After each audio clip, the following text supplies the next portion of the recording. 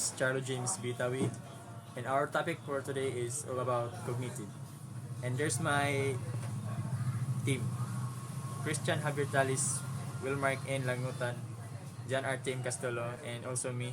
And I have one classmate that have not listed there, mm, Mark Ryan Cabesillas. Next, cognitive theory. Cognitive theory phase, theories in edition 5, learning theories, 16, Bandora Social, the McGraw, Health Personality 7 Companies, 2009, Chapter 16, Bandora. Social Cognitive Theory B, Overview of Social Cognitive Theory B, Biography of Albert Bandora B. Learning Observational, Learning Inactive, Learning B. Triadic Reciprocal, Causation example of triadic reciprocal. Causation chains, encounters, and prototypes events B. Human agency, features of human agencies, aggression, Bandora self, efficiency, proxy. Agency collective, efficacy B, therapy B. Self-regulation B, related research external factors in self-regulation, self-efficacy. And terrorist internal factors in self-regulation, self-efficacy. And diabetes self-regulation, truth moral agency, B critic, B Bandora, B dysfunctional behavior concept of humanity, depressions, K terms and concepts, phobias. Overviews of social cognitive theory. Cognitive theory, Albert Bandora. Social cognitive theoretics, chains encounters of purposeous events seriously, even while recognizing that these meetings and events do not invariably alter one's life path. How we react to an expected meeting or event is usually more powerful than the events itself. Social cognitive theory rests on several basic expected meeting or events of usually more powerful than event itself. Social cognitive theories rests of several basic assumptions. First, the outstanding characteristics of humans is plasticity, that is, humans have the flexibility to learn a variety of behaviors in diverse situations. Bandora agrees with Skinner that people can and do learn to direct experience, but he places much more emphasis on vicarious learning, that is, learning by observing others. Bandora also traces the idea that reinforcement can be vicarious. People can be reinforced by observing another person receive a reward. This indirect reinforcement accounts for a good bit of human learning. Second truth of triadic reciprocal. Caution model that includes behavioral, environment, and personal factors. People have a capacity to regulate their lives. Human can without this capacity. People would merely react to sensory experience and would lack the capacity to anticipate events. Model are chance encounters to and fortuitous events.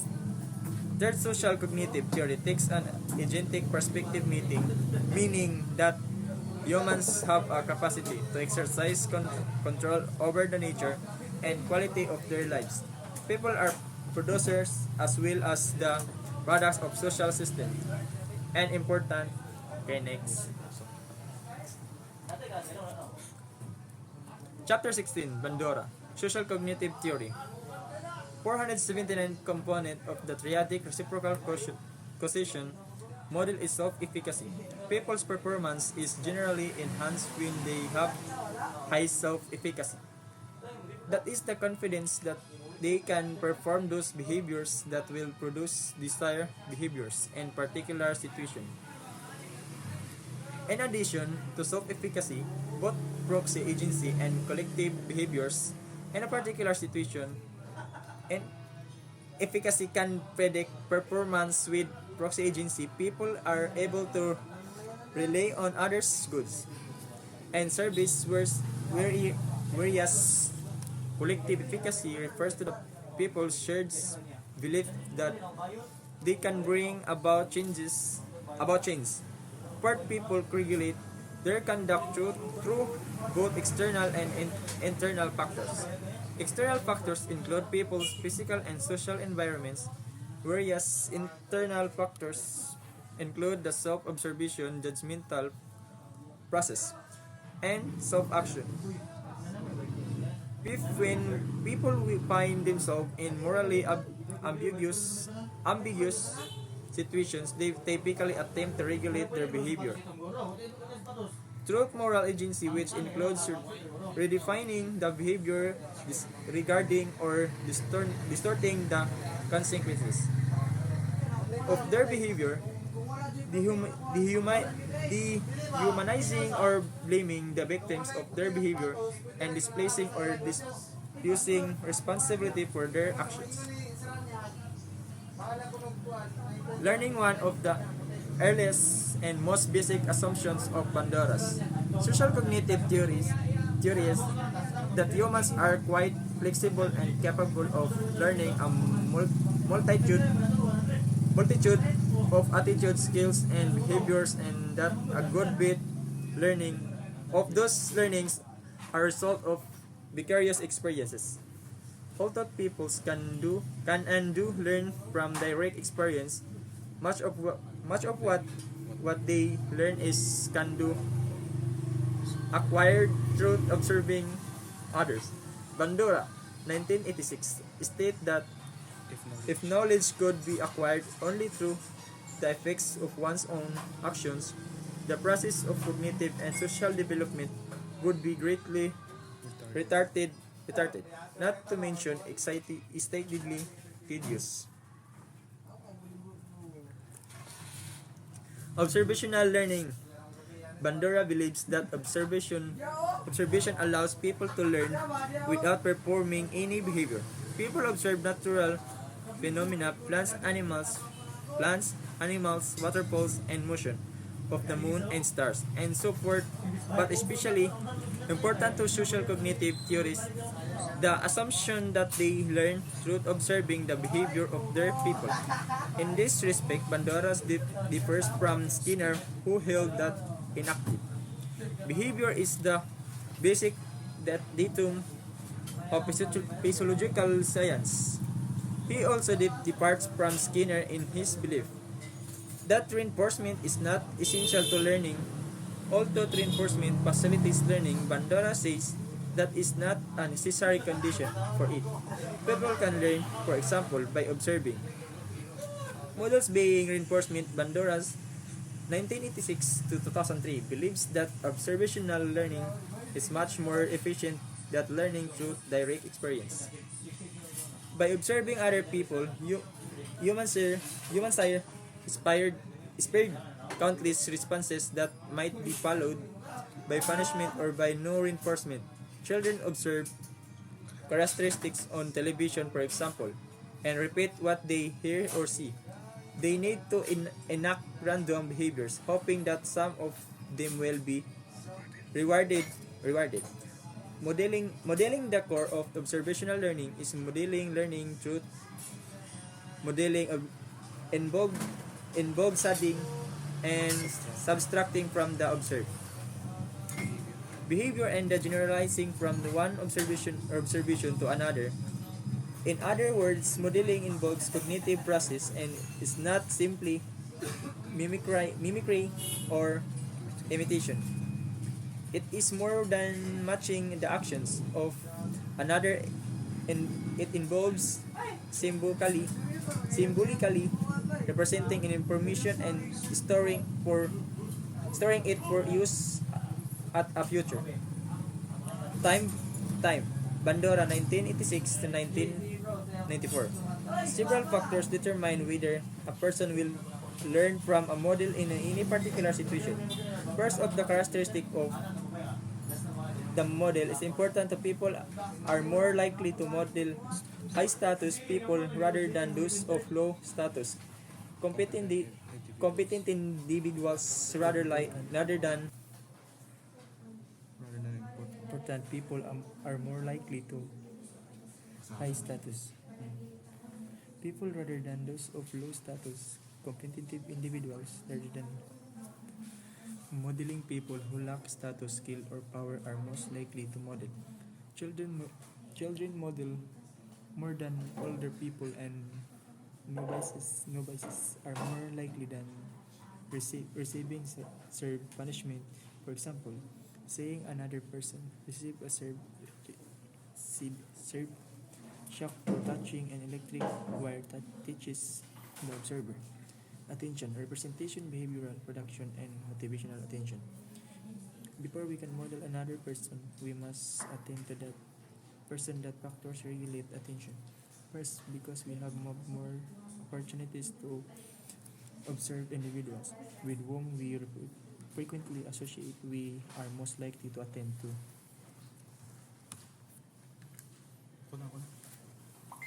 Part 5, Learning Theories 482. These people. Second, attractive models are more likely to be observed than unattractive ones are popular figures on television, in sports, or in movies are often closely attended. Also, the nature of the behavior being modeled affects our attention. We observe behavior that we think is important or valuable to us. Representation in order for observation to lead to new response patterns. Those patterns must be symbolically represented in memory. Symbolic representation need not be verbal because some observations are retained in imaginary and can be summoned in the absence of the physical model. This process is especially important in infancy where verbal skills are not yet developed. Verbal coding, however, greatly speeds the process of observational learning. With language, we can verbally evaluate our behaviors and decide which one we wish to discard and which ones we desire to try. Verbal coding also helps us to rehearse the behavior symbolically, that is, to tell ourselves over and over again how we will perform the behavior once given the chance. Rehearsal can also entail the actual performance of the model response, and this rehearsal aids and the retention process, behavioral production after attending to a model and retaining what we have observed. We then produce the behavior in converting cognitive representations into appropriate actions. We must ask ourselves several questions about the behavior to be modeled. First, we ask, how can I do this? After symbolically rehearsing the relevant responses, we try out our new behavior. While this performing, we monitor ourselves with the question, what am I doing? Finally, we evaluate our performance by asking, am I doing this right? The last question is not always easy to answer, especially if it pertains to a motor skill, such as ballet dancing or platform diving, in which we cannot actually see ourselves. For this reason, some athletes use video cameras to help them acquire or improve their motor skills. Motivation, observational learning is most effective when learners are motivated to perform the model behavior. Attention and representation can lead to the acquisition of learning, but performance is facilitated by motivation to enact a particular behavior. Even though observation of others may teach us how to do something, we have no desire to perform the necessary action. One person can watch another use a power saw or run a vacuum cleaner and not be motivated to try either activity. Most sidewalk superintendents have no wish to emulate the observed construction worker. In active learning, every response to a person makes is followed by some consequence. Some of the consequences are satisfying, some are dissatisfying, and others are simply not cognitively attended and hence have little effect. Bandura believes that complex human behavior can be learned when people think about and evaluate the consequences of their behaviors.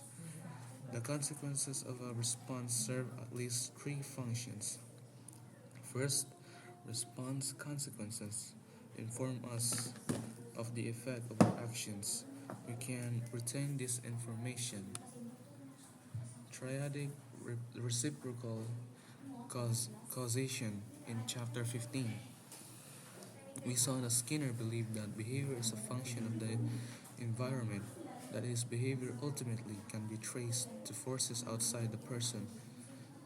As environmental contingencies change, behavior changes.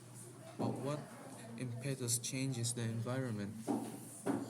Skinner acknowledged the human behavior can exercise some measures of counter control over the environment, but he insisted that in the final analysis, behavior is environmentally determined.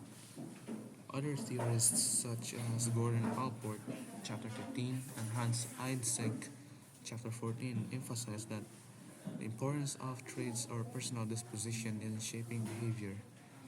In general, these theorists held that personal factors interact with environmental conditions to produce behavior.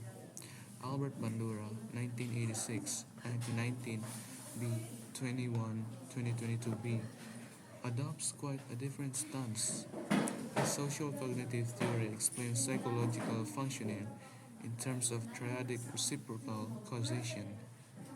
This system assumes that human action is a result of an interaction among three variables: environment, behavior, and person. By person, Bandura means largely but not exclusively such cognitive factors as memory, anticipation, planning, and judging, because people possess and use these cognitive capacities. They have some capacities to select or to restructure their environment.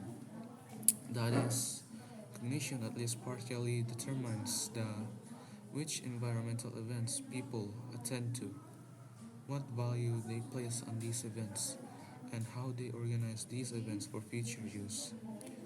Although cognition can have a strong causal effect on both environmental behavior, it is not an autonomous entity, independent for those two variables.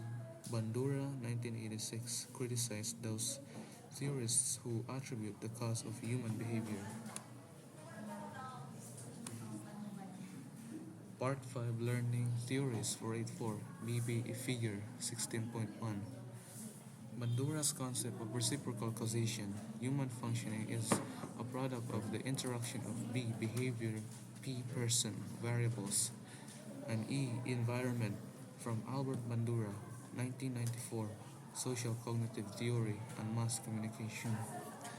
In J. Bryant and D. Zillman, EDS, Media Effects, Advances in Theory and Research, Part 62, Hillsdale, N.G., Earlbaum, reproduced by permission to internal forces such as instincts, drives, needs, or intention.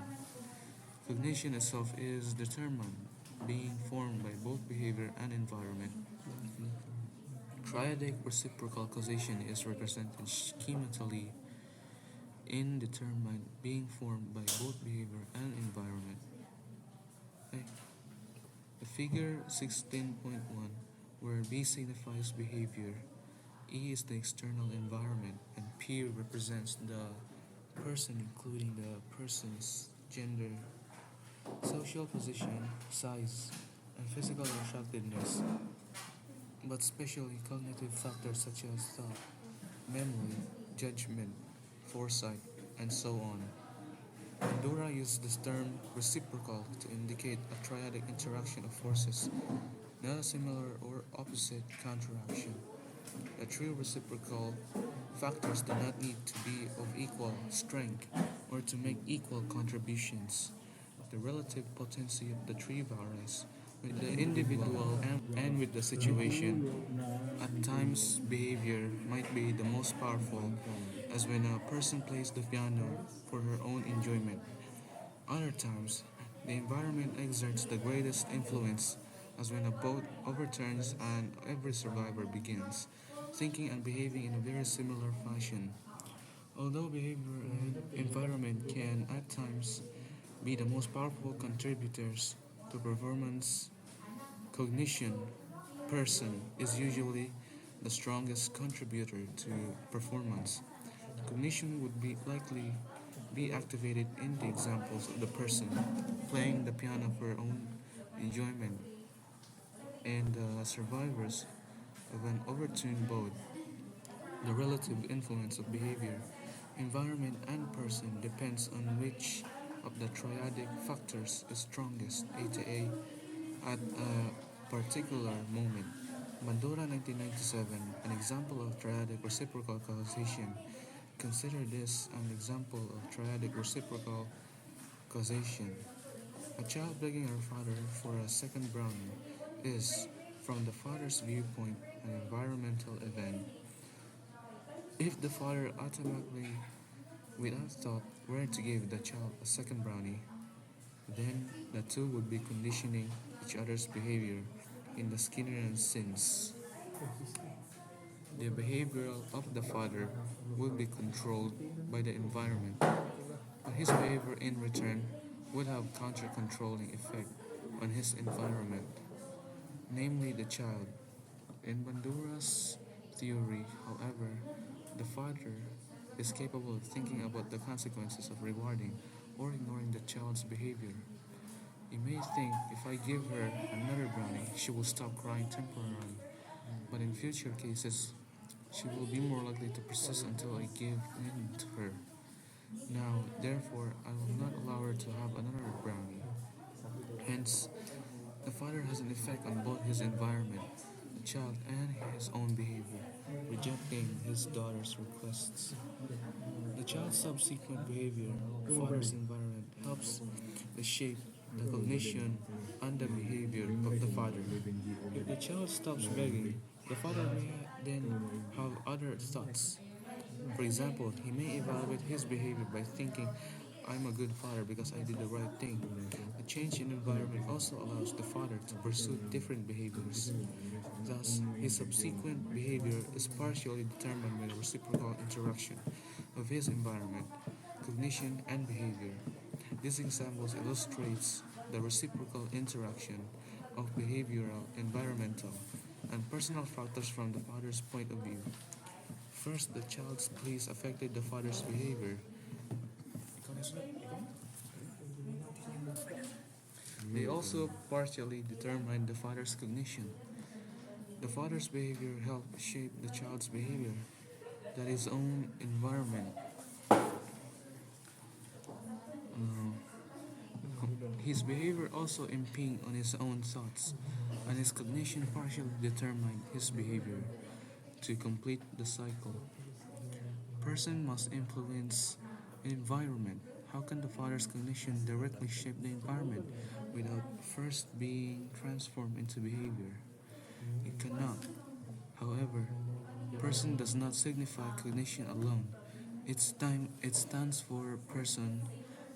Bandura 1999 hypothesized that people evoke different reactions from their social environment by their physical characteristics, such as their age, size, race, sex, and physical attractiveness. Even before they say or do anything. Part 158. The father then, by virtue of his role and status as a father, and perhaps in conjunction with his size and strength, has a decided effect on the child. Thus, the final causal link is completed.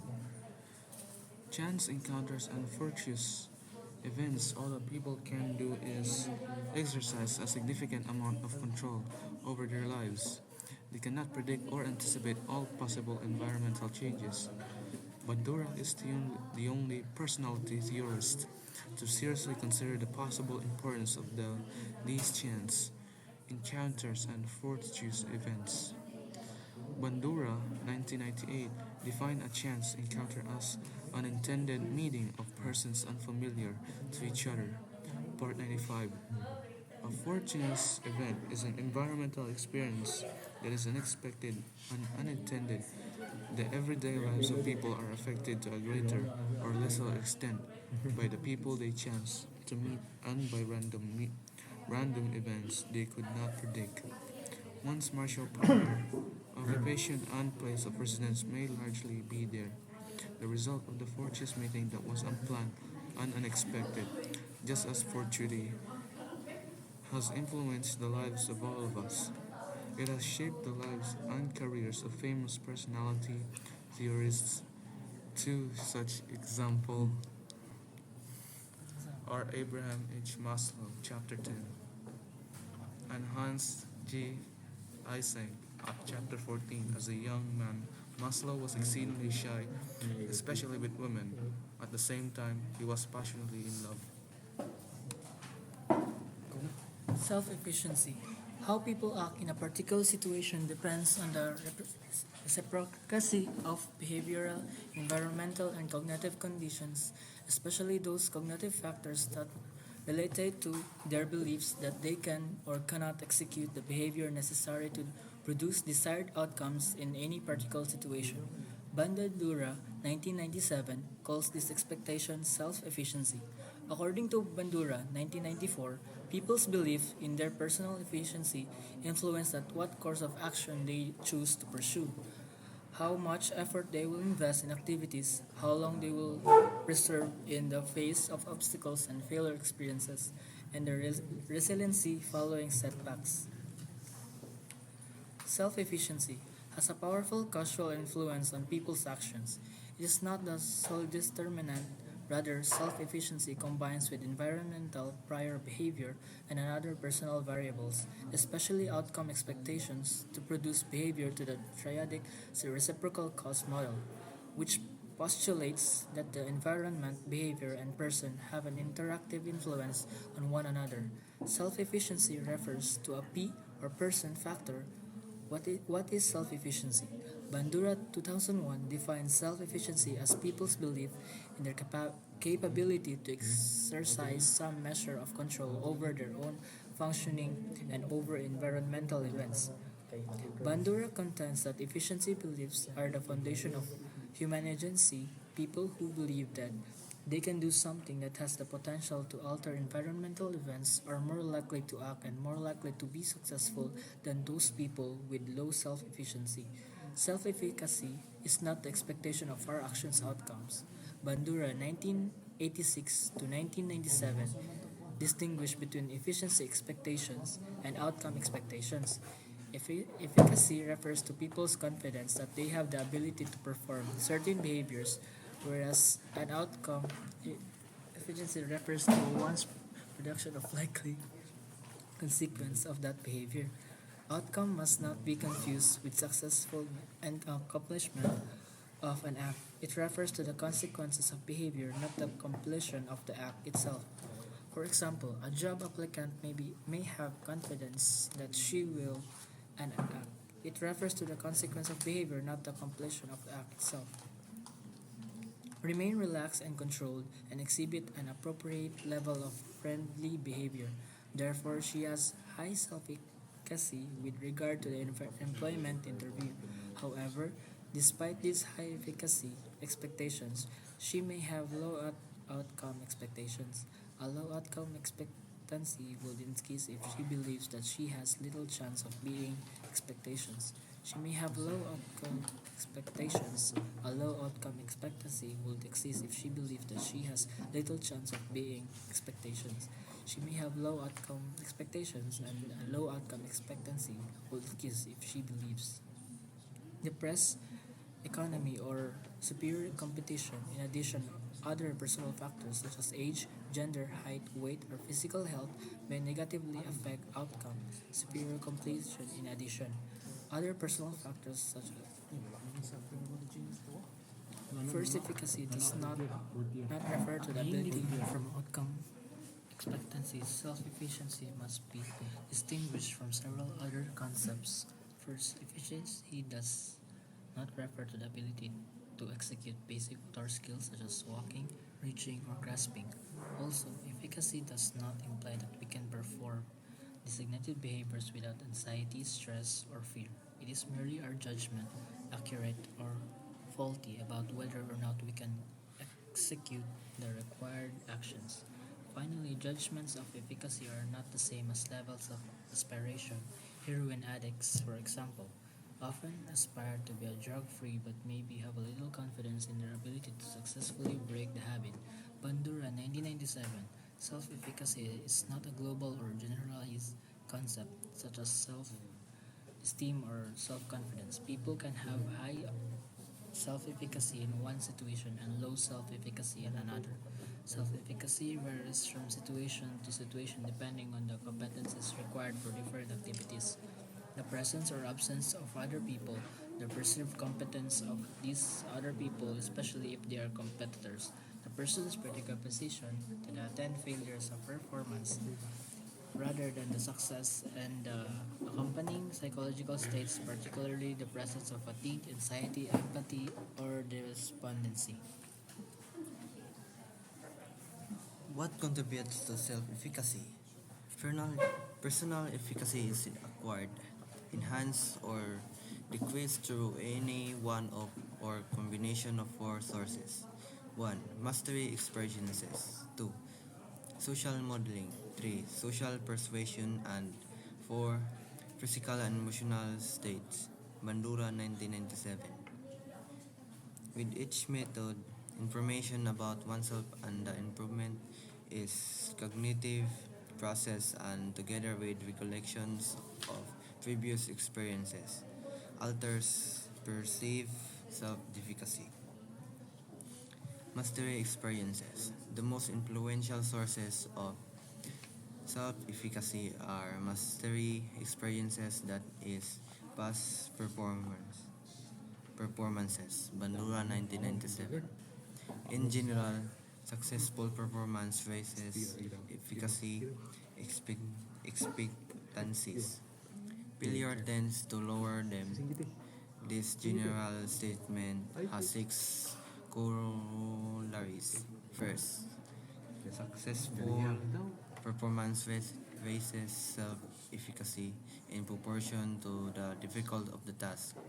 Highly skilled tennis players gain little efficacy by defeating clearly inferior opponents, but they gain much by performing well against superior opponents. Second, tasks successfully accomplished by oneself are more efficacious than those completed with the help of others. In sports, team accomplishments do not increase personal efficacy as much as do individual achievements. Third, failure is most likely to decrease efficacy when we know that we put forth our best effort. To fail when only half trying is not as inefficacious as to fall short in spite of our best efforts, as self-debilitating as failure under maximal conditions. Fifth, failure prior to establishing a sense of mastery is more detrimental to feelings or personal efficacy than later failure. A sixth and related corollary is that occasional failure has little effect on efficacy, especially for people with a general high expectancies of success. Social modeling. A second source of efficacy is social modeling, that is, vicious experiences provided by other people. Our self efficacy is raised when we observe the accomplishments of another person of equal competence, but it is lowered when we see a peer fail. Our When the other person is similar to us, social modeling will have little effect on our efficacies.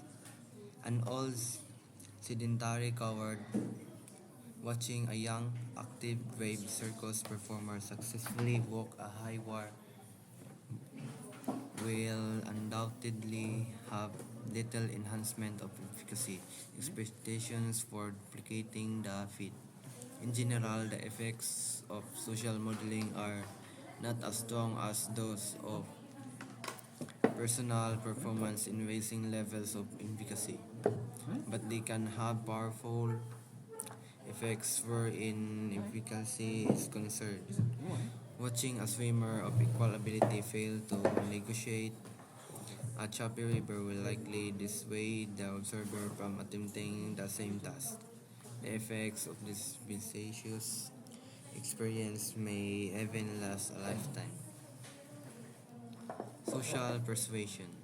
Social efficacy can also be acquired or weakened through social persuasion. Bandura 1997. The effects of this source are limited, but under proper conditions, persuasion from other can raise or lower self-efficacy. The first condition is that a person must believe the persuader.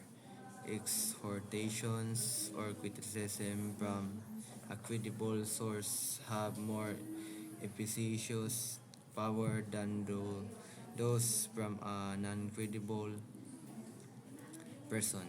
Boosting self-efficacy through social persuasion will be effective only if the activity one is being encouraged to try is within one's repertoire of behavior.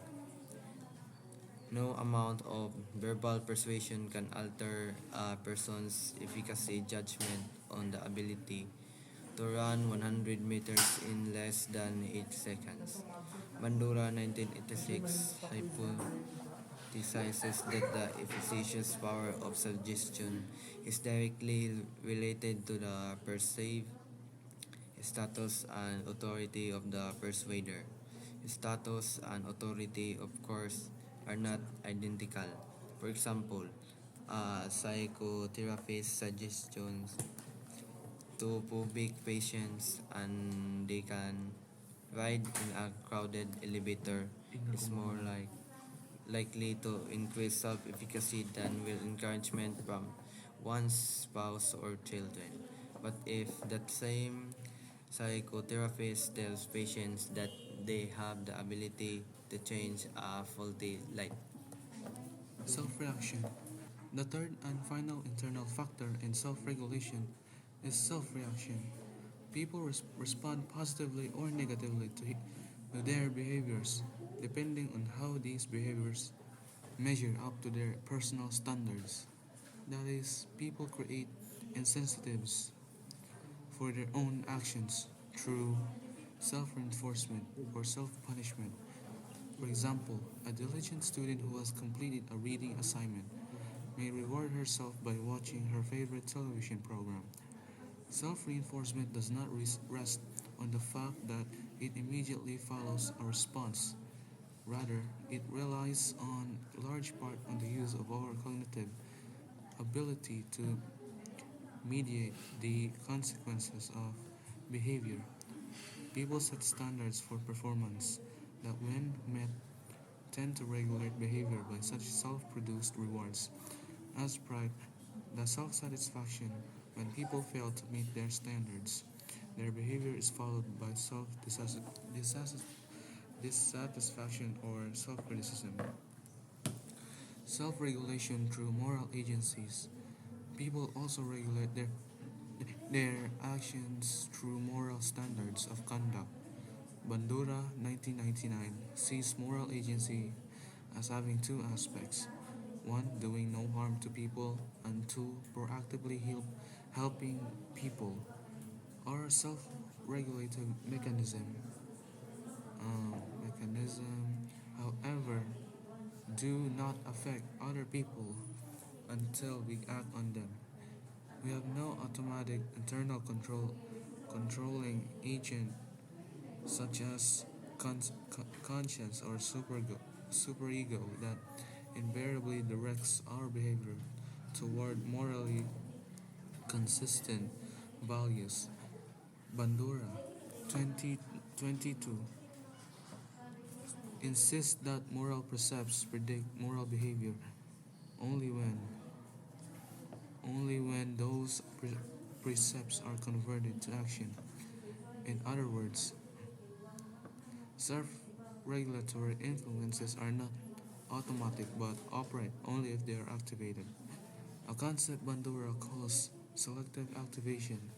How can people with strong moral beliefs concerning the worth and dignity of all humankind behave in an inhuman manner to other humans?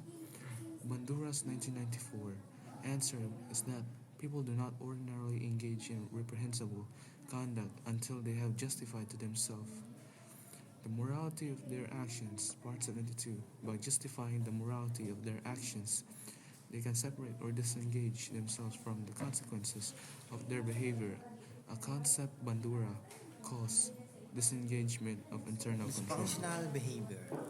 Bandura's concept of triadic reciprocal causations assume that behavior is learned as a result of a mutual interaction of one, the person including cognition and sociological process. 2. The environment including interpersonal relations and socioeconomic conditions. And 3. Behavioral factors, including previous experiences with reinforcement. This functional behavior is no exception. Bandura's concept of dysfunctional behavior leads itself most readily to depressive reactions, phobias, and aggressive behaviors. Depression.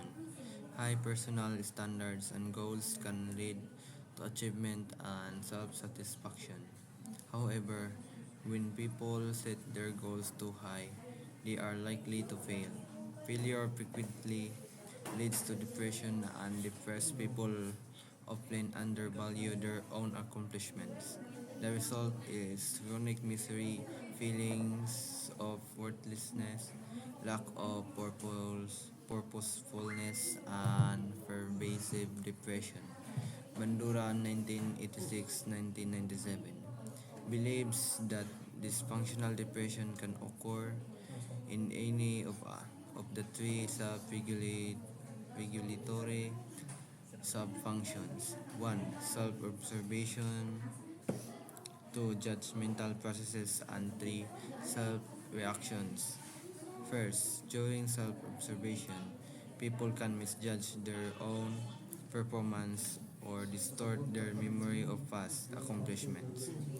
Depressed people tend to exaggerate their past mistake and minimize their prior accomplishments, a tendency that perpetuates their depression. Second, depressed people are likely to make faulty judgments. They set their standards unrealistically high so that interpersonal accomplishment will be judged as a failure. Even when they achieve success in the eyes of others, they continue to berate their own performance. Depression is especially likely when people set goals and personal standards much higher than their perceived efficacy to attain them. Finally, the self-reactions of depressed individuals are quite different from those of non-depressed persons. Depressed people not only judge themselves harshly, but they are also inclined to treat themselves badly for their shortcomings. Phobias. Phobias are fears that are strong enough and pervasive enough to have severe debilitating effects on one's daily life.